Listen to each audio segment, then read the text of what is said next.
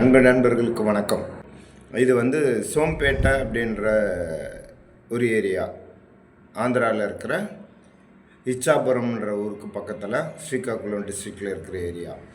இந்த ஏரியாவில் கோவில்கள் தான் நிறைய சுற்று வட்டாரத்தில் இருக்குது அப்படின்னு சொல்கிறாங்க.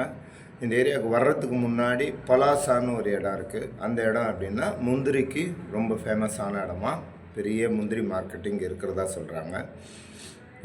அது மட்டும் இல்லாமல் நேற்றைய பயணத்தில் நான் ஒரு 1024 கிலோமீட்டர்களை கடந்திருக்கேன்.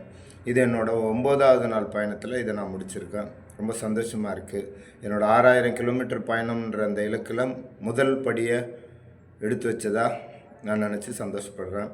எனக்கு இதுக்கு ஒத்துழைப்பு கொடுத்த உங்களுக்கும் நன்றியை சொல்லி இன்றைக்கி என்னோடய பயணத்தை ஆரம்பிக்கிறேன். இது 10வது நாள் பயணம். இன்றைக்கி 1024 கிலோமீட்டர்லேருந்து என்னோடய பயணத்தை ஆரம்பிக்கிறேன். இப்போ நான் ஒடிசாக்குள்ளே என்ட்ராகிறேன். தமிழ்நாடு ஸ்டேட் முடிஞ்சு ஆந்திரா முடிஞ்சு இப்போ ஒரிசாக்குள்ளே என்ட்ராகிட்டேன். ஃபஸ்ட்டு வர்ற ஊர் பெரம்பூர்னு சொல்கிறாங்க, பிரம்மாப்பூர்னு சொல்கிறாங்க. அந்த ஊருக்கு நான் இப்போ போகிறேன். இப்போ தான் ப்ராப்பராக ஹைவேஸில் ஒடிசாக்குள்ளே என்ட்ராகிறோம்.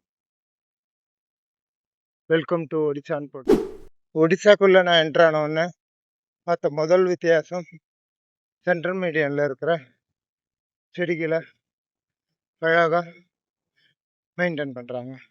ஃபஸ்ட்டு எனக்கு தெரிஞ்சது இதுதான். பார்க்கலாம் என்னோடய பயணத்தில் ஒரிசாவில் எப்படி இருக்குது அப்படின்னு. உங்களுக்கு தெரியுமா என்னன்னு தெரியல, பாருங்க.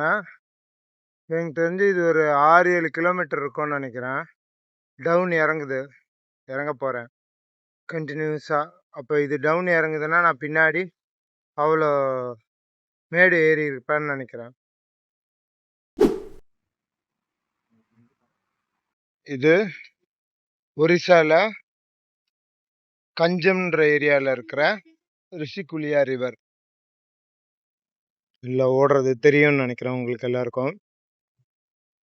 அந்த பக்கம் ஒரு பிரிவு போகுது, இந்த பக்கம் ஒரு பிரிவு போகுது. நான் நிற்கிற பிரிட்ஜு ஆடுது. என்ன கதைன்னு ஒன்றும் தெரியல. நிற்கிற இடம் மட்டும் கரெக்டாக பெரிய வண்டி போனோம். எப்பயும் ஓடிக்கிட்டு இருக்குமா என்னன்னு தெரியல, பார்ப்போம். அங்கே தூரத்தில் பார்த்தாலும் உங்களுக்கு தண்ணி ஓடி வர்றது தெரியும். இந்த பக்கமும் பாருங்க, 2 பக்கமும் வருது. அந்த பக்கமும் வருது, நடுவில் இந்த பக்கமும் வருது. நடுவில் குட்டி குட்டி தீவாகவும் இருக்குது.